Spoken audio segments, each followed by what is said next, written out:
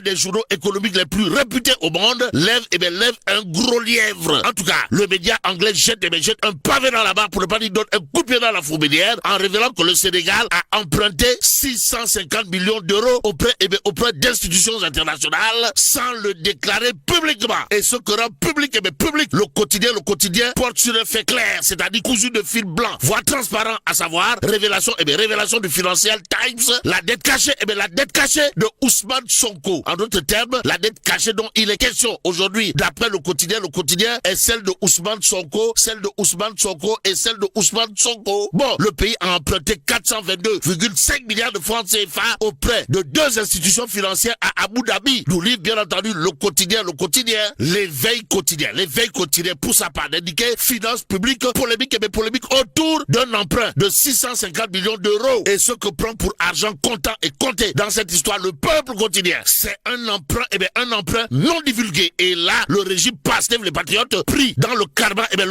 de la dette cachée, révèle bien entendu le peuple quotidien. Le quotidien du groupe Walf, vous comprenez? Walf continue de s'intéresser à l'anniversaire de l'élection du président Bassirou Diomaye Faye. Et là, il est question, d'après Walf quotidien, de 2 ans de gymnastique économique. Mais faire l'économie de 2 ans de Bassirou Diomaye Faye au pouvoir, c'est l'acte que pose Dr Ahmed Khalifa Niasse. En tout cas, l'homme de jurer la main sur le cœur avant de dire à haute et intelligible voix ce qu'il a lieu de dire. Comprenez? L'arnaque, l'arnaque nationale du Pastef. Arnaque nationale du Pastef diable. Bon, même s'il est dit Yonou diable Sorioul, Vox Populi, en tout cas, 24 mars 2024, 24 mars 2026, en deux de Diomaye, le bilan en mots. Bon, Kasongo ye. Mobali nanga, Kasongo wadaweo.